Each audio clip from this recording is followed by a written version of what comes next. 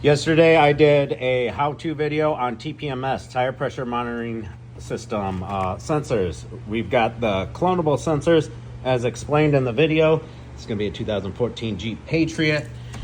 You can see my scanner is showing 2 different megahertz. This is going to be 315. See, 2013 to 2016, 2007 to 2016. Why is there options?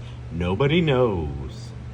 So we want to go through and activate all these sensors. They're brand new in the box. I don't even have to take them out of the box. We're just going to put it right here. And then we will trigger the sensor. We want to make sure they all work and everything's golden and it relearns to the vehicle before going through the trouble of installing them. Now make sure you don't have any of the other sensors anywhere near your tool. While you're doing this, just one at a time. We'll go front left. We can even mark the boxes front left for convenience. I'm just going to lay them out as I would with a car in front of me. That's our front left. We'll do front right next. But I'm not going to lay them this close to the scanner, obviously. Let's move them somewhere else, like say right here. That's front left. So we got our box right here in front of our little trigger, and then there we go. That'll be our front right. Bada boom. Let's do the other two. This is what I was talking about yesterday. Read DTCs. We can read and clear them. So it might say front left, blah, blah, blah, and we won't have to actually go around and trigger them to figure out which one's bad if you don't have the readout on your dash. They're all triggered on the relearn. We do an OBD2 relearn. And there we go. We should be all relearned. When I install these sensors and fill them up with air, should be good to go. So as I stated in previous videos, manual relearn procedure, they make it pretty easy on this one with the clonable ID sensors. All you got to do for this one, for the relearn procedure to automatically kick in, is park for 20 minutes, drive the vehicle between 16 and 64 miles per hour for 10 minutes. TPMS sensors will automatically relearn. Any TPMS warnings will disappear, blah, blah, blah, blah, blah, blah. And yeah, there you go. Simple. Seeing how I just released that video yesterday and then I had this to do today, I figured it'd be a good follow-up. So let's show you how to install one of those real life. Say hi, JJ. Where's he at? I can't find him. There he is. He's hiding. Watch poker videos. All right, let's install one for you.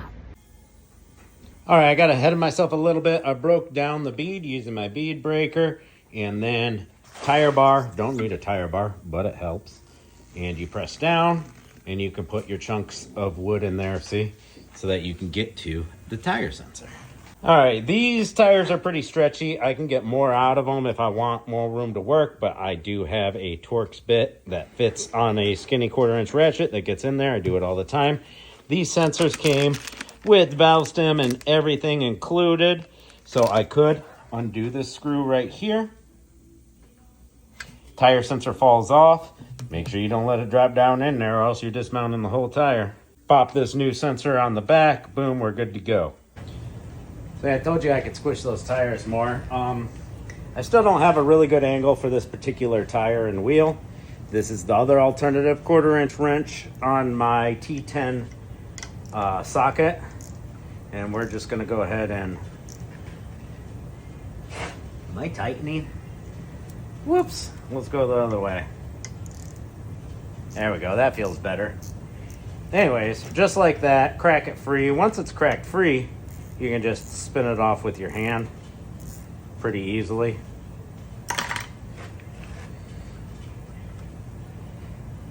If these weren't brass core through and through, I could just chop this and I wouldn't have to worry about taking the piece off, the sensor off. But yeah, they're all brass. And then that sensor just slides right out for us like that. I am saving the valve stem because that was just put in a few days ago. He got new tires and then we discussed the tire sensors. So I'm saving the good valve stem here. We're gonna start to thread it into the sensor, just a little start. See, the screw's not gonna fall off now.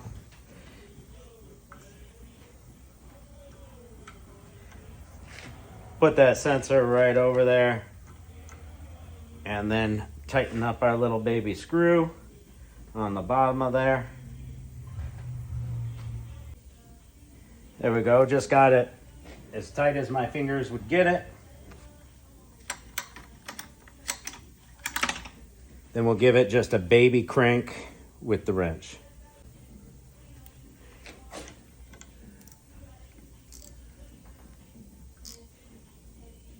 All right, that is tight enough. No need to wrench on it. Take our little blocks out like that.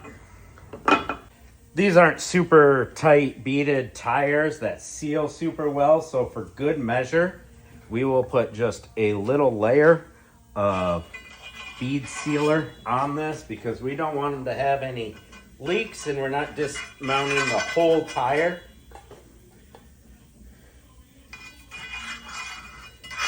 And cleaning it so it has a fresh surface to surface. So just no comebacks is the goal. And just a little bit of tire sealer, probably not needed, but possibly right there.